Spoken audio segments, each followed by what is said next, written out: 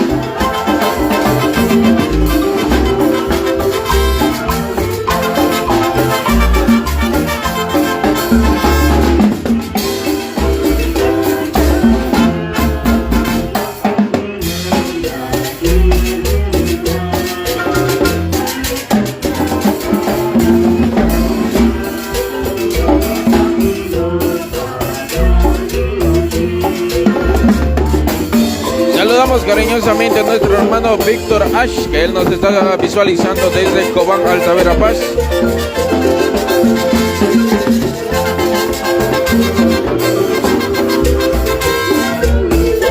De igual manera, Gustavo Caal saluda a su querido padre y a su querida madre, que se encuentra en Retalteco, Las Cruces, Petén.